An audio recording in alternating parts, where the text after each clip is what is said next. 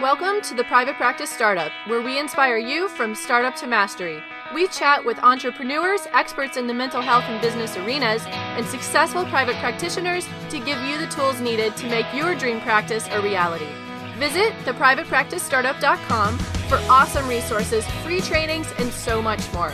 Here are your hosts, Dr. Kate Campbell and Katie Lemieux. Hey, everybody. Welcome back to another episode of the Private Practice Startup Podcast. I am one of your co-hosts, Katie Lemieux, and here with my sidekick always and forever. What's up, everybody? We're happy to be here. Happy Friday. And it's Kate Campbell. Yeah, it's Kate Campbell. Well, you guys already knew that because you're longtime listeners. So last week we had an awesome show with Aaron Carpenter talking about how to create a book and then get passive income from the book. So for those of you guys who are thinking about writing or you're writers and you want some passive income, I hope you listened to that episode. And if you didn't, you're going to want to go back and listen to that episode. Yeah, who doesn't want passive income, right? Exactly. And passive, like that's a true passive income. Like passive. Right. Once you create it, then it's, well, it takes time to create it, but yeah, then it's really working for you. Yeah. So if you're a new time person or a person coming here for the first time and listening to us and our podcast, we wanted to say thanks for stopping by. And we actually have a gift for you. So all of our first time listeners, if you head over to privatepracticestartup.com, over to the resources tab, there you'll see our A to Z cheat sheet, the essentials for building and growing your dream practice. So go ahead and just download that and start using that today. And of course, if you're not a part of our Facebook group yet, you can find us on Facebook. Where else?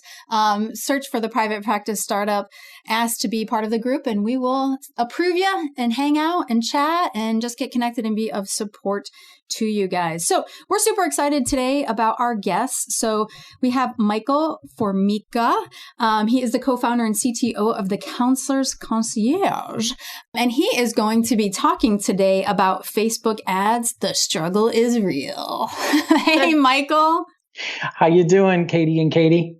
We are doing fantastic, and we're super excited because so much, and I know that you see this too, because you also have a Facebook group specifically about marketing and online marketing and things like that, and therapists are always asking about this. So guys, this is actually one of the topics you asked for, and we're delivering.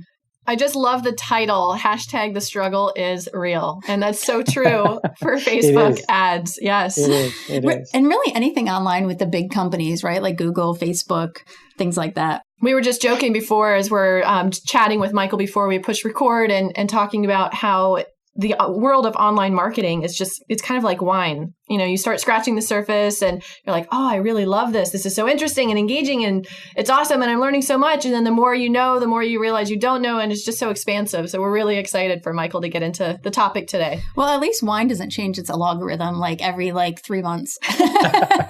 Yeah. So, but before we get into the topic, we just wanted to thank Therapy Notes for being our sponsor for this podcast. Therapy Notes is an electronic health record that has over 25,000 clients. They must be doing something right. We've gotten to take a tour of their system and how they work.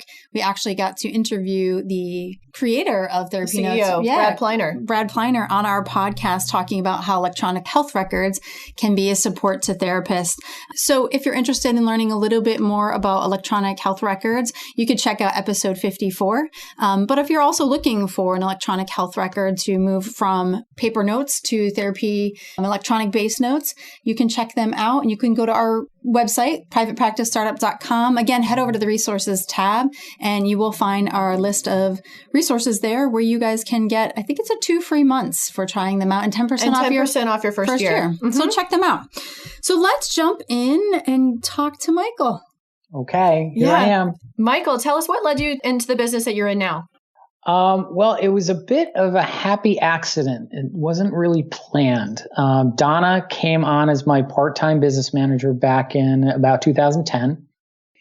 And as her VA business morphed into an online business management company, she started creating content for the websites that she was building. And a lot of your listeners might know that I do a great deal of writing. I've been writing for Psychology Today for a long time. I have about 4 million or so unique page views on my blog there. So nice. So she asked me to help her out with that content creation. And I also know she doesn't mind me saying that tech is not her favorite thing sometimes.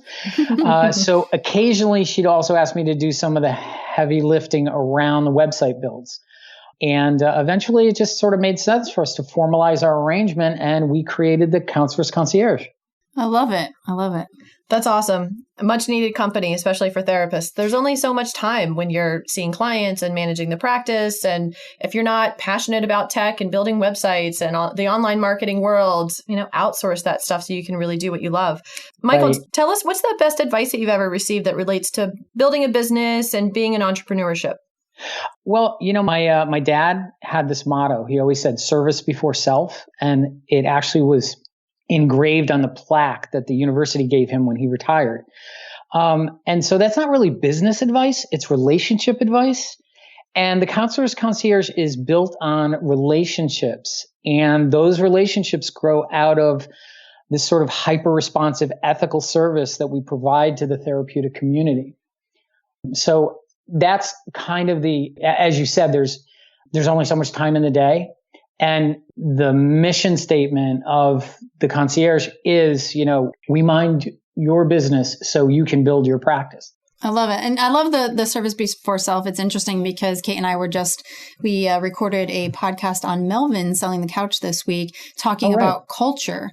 And as most people don't know, is that I kind of grew up in leadership and management from the age of 26. And I always felt it was most important to serve my staff, right? And be there for them. And because if I serve my staff and do right by them, then they can serve our clients.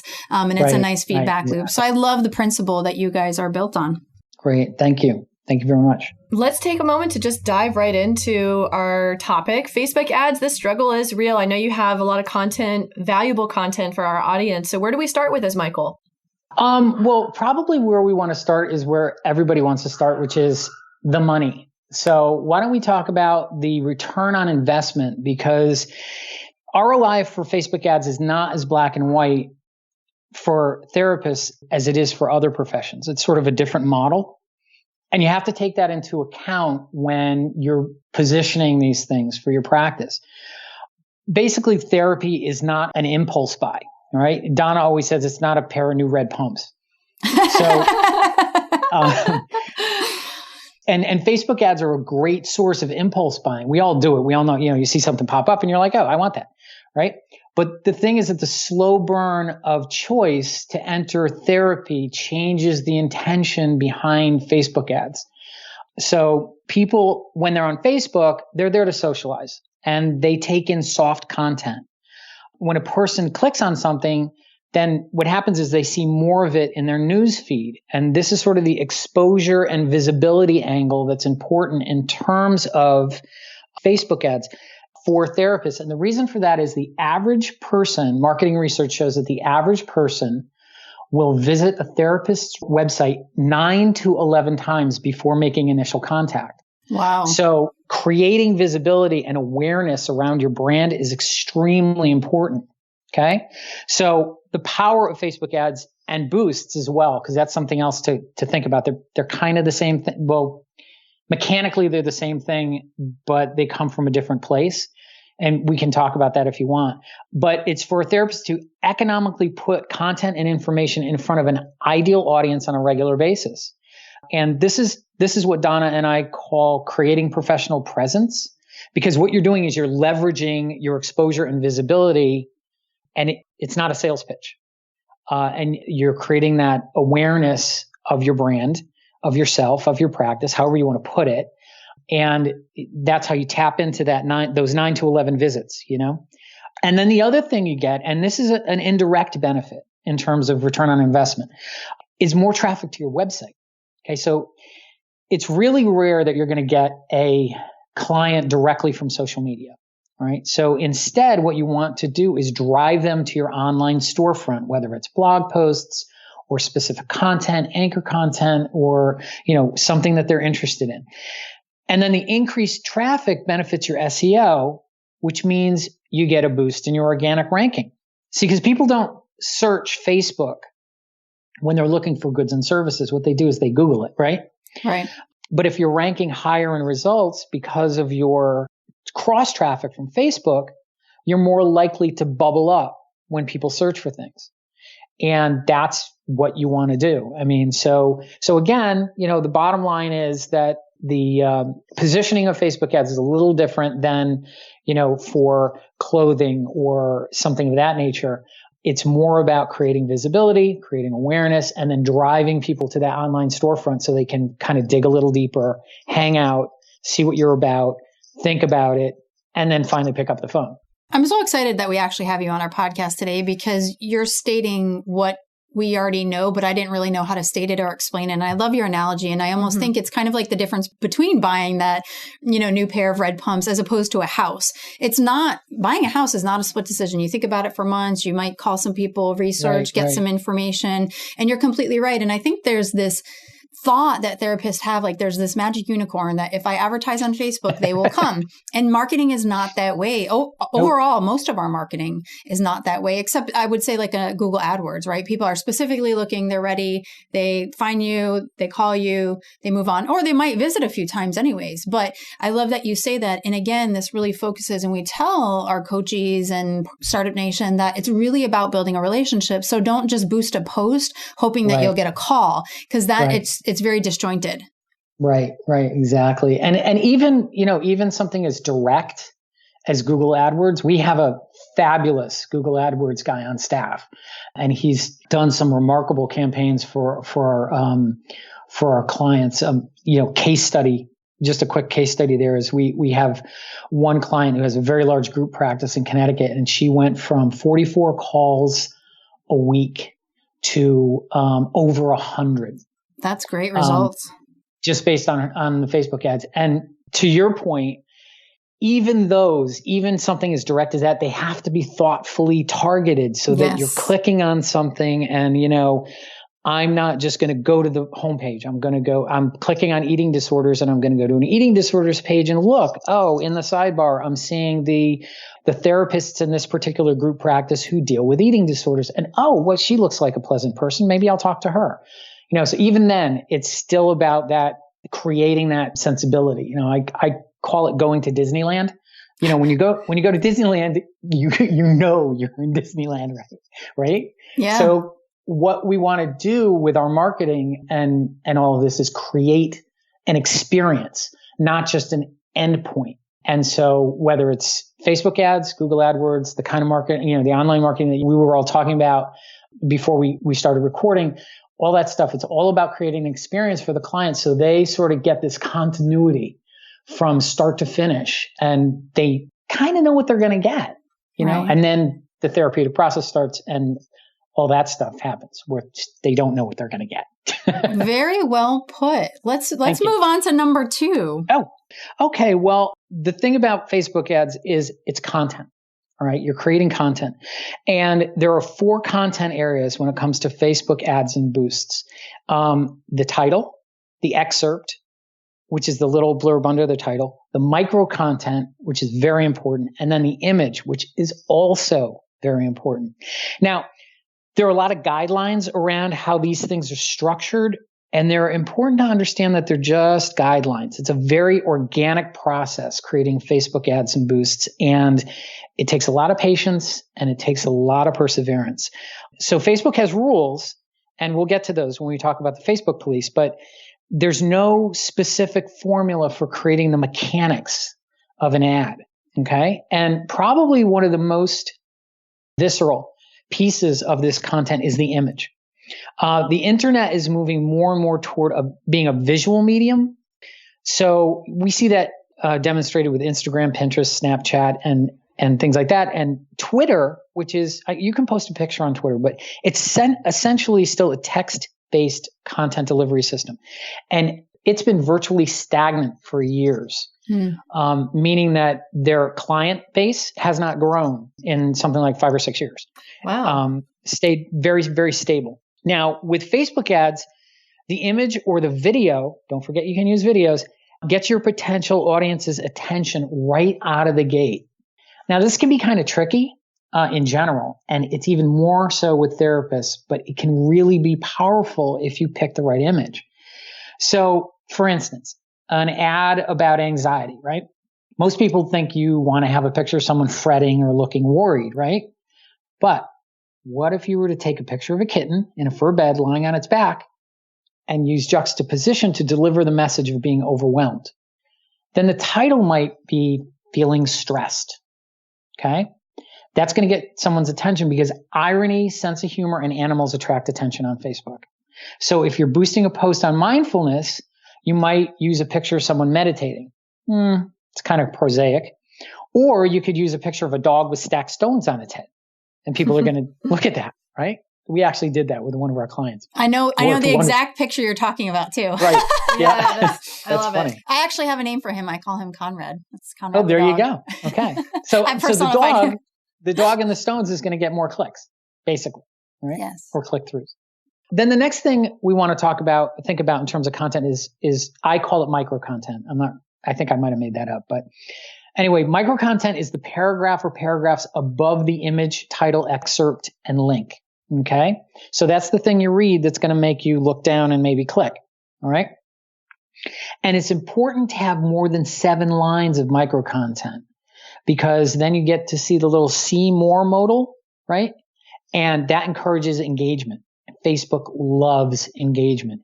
Even if people just open the rest of the micro content and they don't click through to the primary content, right? Facebook is still going to like that. And what that's going to do is it's going to, just like with the Google algorithms, Facebook has algorithms and they're going to say, or they're going to view you as a more valuable commodity on the platform.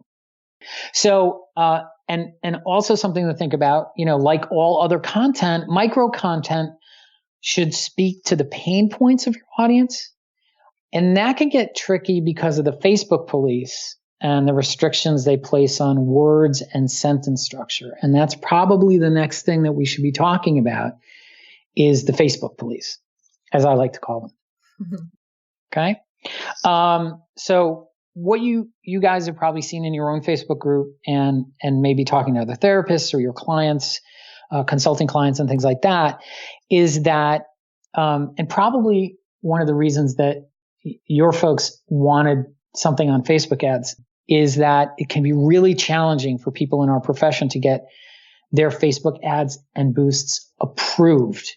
There is nothing worse than spending 2 hours putting something together and then getting that little red bar that says, no, don't like it. Been there, done that many times. Right. And I've changed it a million times. And I'm like, what is the problem here? What is causing it?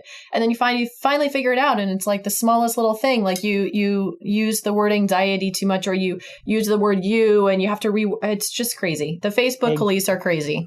Exactly. Well, and there are a myriad reasons for what you've experienced, and I'm sure what a lot of the listeners have experienced, and I know Donna and I have experienced to a great degree. So the thing is this, you can't talk about certain subjects. So that makes things like sex therapy, eating disorders, and certain addictions kind of challenging. You can't use diagnostic terminology. So that makes anxiety, depression, mood, and personality disorders also challenging, right? You can't speak to gender specifically, despite California's recent adoption of a third identifier. So that makes just about everything challenging. You can't use certain grammatical notation. So that makes asking questions next to impossible. And the list goes on and on and on.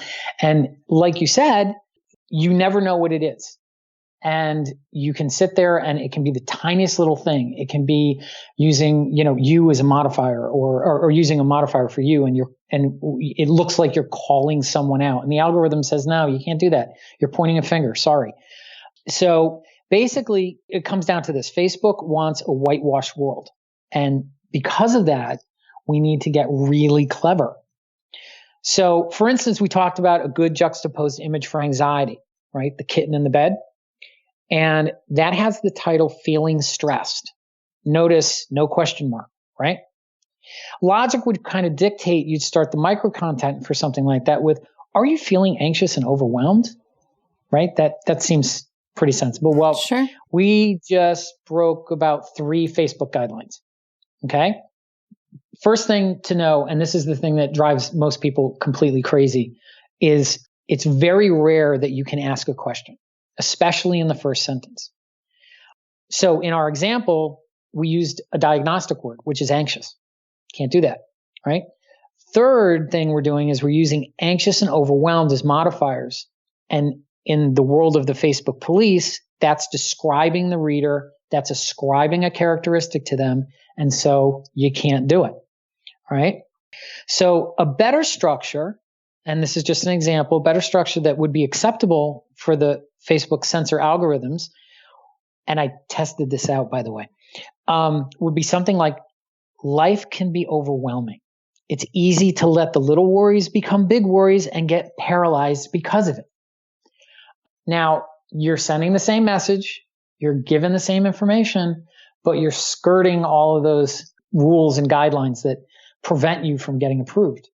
You know, it's so interesting. I'm actually really just enjoying listening to you and really describe specifically these things, because these are things that Kate and I know and do, but don't always think about exactly those aspects of it. And it's interesting because one of the things Kate and I sat down earlier this year, and we realized that therapists are always just asking about marketing. And one of the things that we found is that there's a huge gap, right? There's a gap between, all right, I'm in private practice, I need clients, I need marketing, but they really don't know how to speak to their ideal client. So on one hand, as you're speaking, it is a little bit difficult for therapists not using certain language, but as they get really clear on their pain points and how their clients would say it and are able to talk in those real layman terms, it's almost like, in essence, Facebook might be helping them learn the language to really reach and connect with their ideal client rather than using our therapy psychobabble mumbo jumbo diagnostic stuff. Because clients aren't necessarily looking to relieve their trauma unless they know they've been traumatized, or they're not knowing that they might have a diagnosis unless they've already been in therapy for a long time. And I always feel like it's a nicer, kinder way to describe things that might be going on with them. And then I always say, you know, the therapy and that stuff happens in the room. So we can kind of unpack those boxes once we get our client in with us. But the access to get them is obviously through these different types of strategies, whether they be online or in person. So I love the way that you're describing these. I love the examples you're giving. I know that like Startup Nation is like probably just eating this up right now because it's helpful for us listening to you. And it's so essential. Well, I think that you're exactly right in saying that. I mean, I do recall I came across a blog post, I think it was Kat Love, just this week, and she said, you know, ditch the psychobabble in your website content.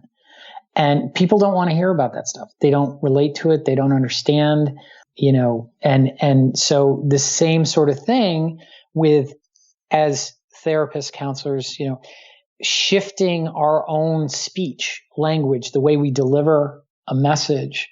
You're right. It is very helpful. And I think it actually broadens the palette, not only in the consulting room, but also on the various marketing platforms that we might use. Now, and it can be all of this. And I'm sure that both of you will agree that, you know, getting all of this right can be kind of a challenge. So I do have a little bit of advice for I'll say our listeners, if I may. As you start to think about going into the world of Facebook ads and boosts, if you're prone to any kind of frustration or anger, what you want to do is you want to duct tape your computer to the desk so you don't throw it out the window. Okay? This is excellent. And I know you guys know what I'm talking about. Totally. Yep. Totally. I can actually feel it right now as you describe this. I feel the feeling. Right. So I guess the last thing that, you know, one of the last major points that we want to talk about is targeting, right? One of the really great things about Facebook ads and boosts is they aren't random. Okay. They can be targeted in a highly focused way. And if you think about it, and if our listeners think about it, you know that's the case. Because you do a search on something in Google and all of a sudden it starts coming up in the ad feed on your Facebook page. And it can be a little scary, but it also can be used to great advantage. So the thing is that when you do a Facebook ad or a Facebook boost, if you want to reach women between the ages of 25 and 35 within 10 miles of your practice, and they have an interest in fitness, they're vegetarians, they do crafts, they read Brené Brown, but they don't do yoga, you can actually set that up. And you're going to get that specific audience looking at your content. And then you can also track how people are responding to your ad or your boost with something called a Facebook pixel. You put that on your website, and then when you go to your ads manager in Facebook, you can look and you can see what's happening. who's looking at your ad, who's clicking through, who's not clicking through, where are they going after they click through. It's almost like Google Analytics in that way. Okay. So an example of this is Donna noticed that the click-throughs on couples posts for one of our clients was like 95% women. Okay. So what she did is she limited the audience to just women, which ultimately what that does is for the advertiser is it gives you a greater reach in terms of audience size because you're not spending money on people who aren't going to look at it, right? And you're not spending money on people who aren't going to click on it.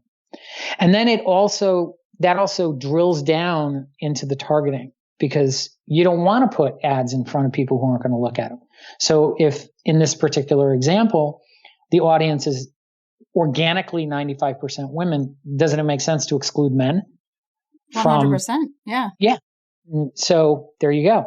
It's funny you say that. I was just thinking about when Kate and I were running some Facebook ads for the private practice startup, and like it was like this aha moment all at the same time, because when I actually looked at the analytics, it was like so many more women were clicking on our ads. And then I thought for a second, I'm like, well, Katie, our field is predominantly women. So it would make sense for us, not that I want to exclude the men because they're fantastic, but to exclude the men to have the higher reach because there's more women in our field, period. Right. So it's very interesting what you can determine and adjust from the data when you're really looking at it and actually utilizing it. So Michael, we would love to talk to you for like another hour on this topic. It's so fascinating. Okay. And I just love the simple stories and the analogies that you give for our listeners to really understand the complexity of Facebook. And I'd like to add another thing. Instead of just taping your computer to the desk with duct tape, is if this is a route you want to go, either learn about it, educate yourself, buy an e-course, or, hire the Counselors Concierge to help you guys out. I mean, it's not something you guys should be spending your time where you really enjoy, where you're passionate about, and let the folks who know otherwise be able to help and support you. So I just want to review. So we have the return on investment Facebook ads, number one, content. And I think you added a fourth one, image. We talked about the Facebook police and the targeting. So the struggle is definitely real. And the struggle is always real when Facebook changes things all the time. Sometimes for the better, which is usually for the better. But sometimes when we get used to one way, it gets a little bit frustrating. So Michael, we wanted to just ask you, what do you want to make sure our listeners take away from your message today? Well, I would say, going back to what Donna and I always say, therapy is not an impulse buy. As I said, marketing research shows that someone will come to a therapist's website 9, 10, 11 times before they make initial contact. And Facebook ads aren't going to be an immediate hit for therapists in terms of getting clients in the door. You're not going to buy those red pumps. What they provide, again, is visibility and exposure. Okay. You're creating brand recognition. You're not closing a sale, but if you do it right, they're really effective and very cost effective in terms of a marketing tool. It's not to say that a certain percentage of ads or boosts don't get an immediate response, but it's really a long game. It's not a short play. So keeping that in mind, if you're going to use Facebook ads as a marketing tool is very important. Thank you so much, Michael. We really appreciate all your knowledge and expertise in this area. And Michael actually has a giveaway for you guys that's going to be on our show notes page. There's actually two giveaways. One is the how to do SEO on a blog post on a WordPress website. And it's a video, a screencast, as he walks you step by step through that. And then the other thing is you guys will be able to get this podcast and the information that he talked about more in kind of like content form. So the ins and outs of Facebook ads, which will also be on our show notes page. So you want to look out for that. So next week, we actually have Tiffany McLean. A lot of you guys know Tiffany, and we're super excited to have been able to talk with her on our podcast. And she's talking about the 4 ways to lean in and make bank in your practice. So if you're struggling with money, you're thinking about increasing your fees, or you just want to hear us chat with Tiffany, join us next week for that podcast. So Startup Nation, it was a blast as usual. Michael was an amazing guest. We know that you found a lot of value in his information. So make sure you check out the show notes page for all the tips, resources, and giveaways from today's show. And we would really love for you guys to give us a rating and a review on our podcast. The best way to do that is head over to iTunes, look for Write a Review, and share with us your thoughts. We do what we do because you inspire us to do more. So Startup Nation, have an amazing day, and we look forward to continuing to inspire you from startup to mastery. See you next time. Bye.